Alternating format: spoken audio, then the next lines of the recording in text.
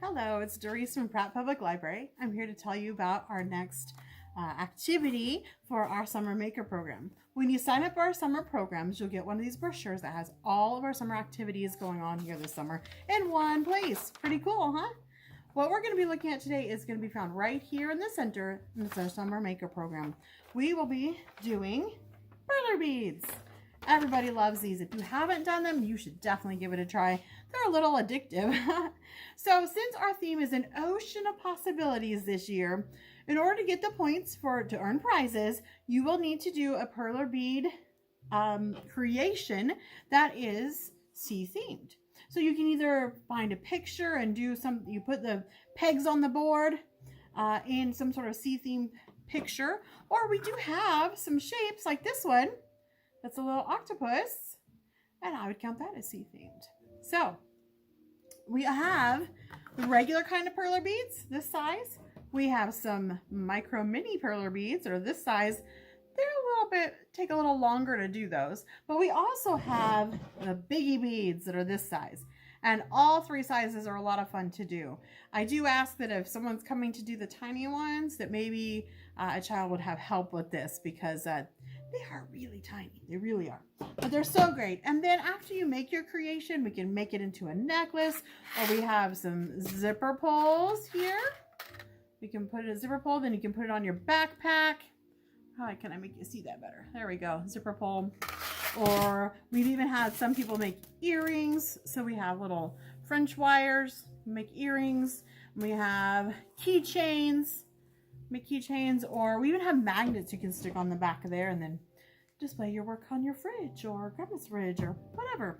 So I'm going to show you, and just in case you don't know what Perler beads are, like I said, there's these little peg trays. This one's a shaped one. We also have some that are just square or circle or whichever, but I'm going to show you on this one. I have another octopus that I've almost completed it, and then I'm going to show you how it works and finish it off for you. So here you go.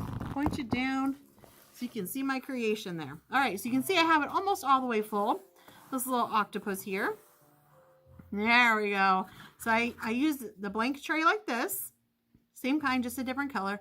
And then I put these I take these tweezers and I pick up these little bitty beads. See, they have holes in the middle so that they will go right onto the pegs on this little tray. See how that tray has little pegs on it? You can put them right on there. So this one's almost done. I just have 2 more to stick in place. And I have 2 colors of purple on here to indicate the 8 tentacles of the octopus. Now, once you have your creation complete like this, then you will carry it over to where we will have volunteers who will do this next step for you. So the next step, and here I just show you my bucket of beads. Look at that. That's the beads I use for this octopus. We have lots and lots and lots of colors of Perler beads. So once you take it over there, one of our volunteers will then cover it with the parchment paper, and they will grab an iron, which will be ready to go, and then we will press it. And what we do when we're doing this is we apply, I have some people practice on making their own first so they don't mess up anybody else's creations, and then they get the feel for how to press these. So what we do is we press them until they fuse together. So these beads, of course, are made of plastic, and as you apply the heat to them, they begin to melt. And as they melt together. So that's why we need to apply some pressure and heat for a little bit of time. And that's why I also have people practice on something they made themselves, because we have had people make something and then, oh, we think we pressed it enough and we didn't, and oh, they fall apart, then they have to fix it. And it's so sad when that happens, because we have not only these small trays like this, we also have some square ones that hook together. So we've had people make really big creations, and it's really, really cool to see how, what people come up with and what their creations turn into. Another good thing to note is plan to spend some time here, because when you're doing a Perler bead project, it takes a little longer than you think it will. One, just deciding what you want to do, and then figuring out which colors you want to include in it. And then after you have all of that figured out, it takes a little time just getting everything on the tray.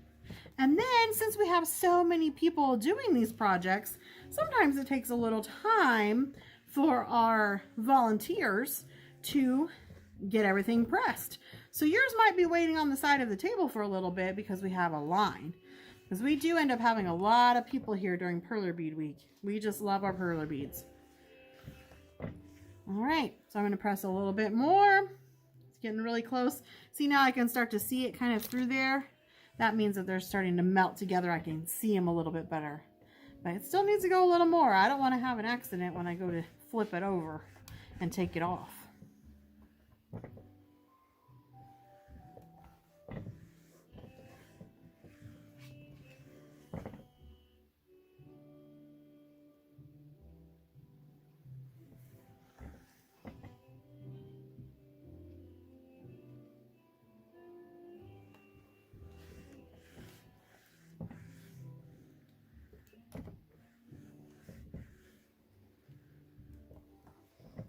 If you remember from our watercolor painting, I did an octopus for that painting as well.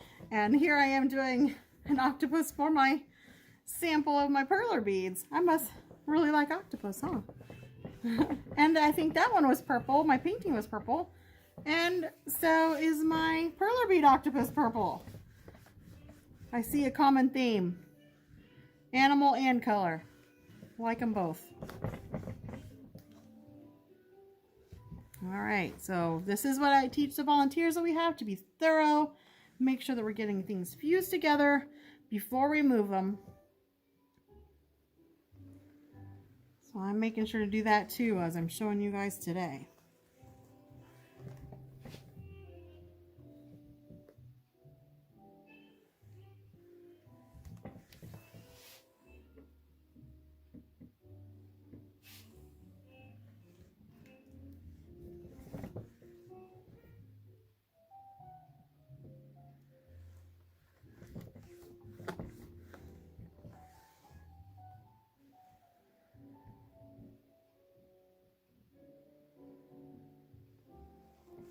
All right, okay, now I feel like it looks like things are pretty fused together. So I'm going to take the iron off. And then I am going to just flip the whole thing over. Oh, just like that. Almost flipped the whole table over. Very good. All right, now I'm going to take the tray off the beads. So just slowly lift them off there so that everything just stays right together as it should. And I'll get the tray right off of there. Okay, here we go. Look at that. Okay, now I could stop right there, but I'm going to go ahead and peel it off here so you can see. Look at that. There we go. Now usually what we'll do is stick it under a heavy book to make sure that nothing curls while we're doing it. And look at my tentacles. They look great. I like to flip it over and go ahead and press the other side too, just to give it a little more stability. So I'll do that real quick. Just a little bit. But then after that, you can say, hey, I want my octopus to hang around my neck and be a necklace. And we'll say, okay, what color string do you want? Or, hey, I want some magnets on the back of my octopus. And we'll say, okay, we'll get a magnet put on for you. Or, hey, maybe that'd be really cool octopus earrings. Oh, no, those might be kind of big for earrings. There we go. All done. Now it's really nice and fused together, and your project is done. So I'm really excited to see what you guys come up with and what you do for your sea-themed Perler bead project. We'll see you soon. Bye-bye.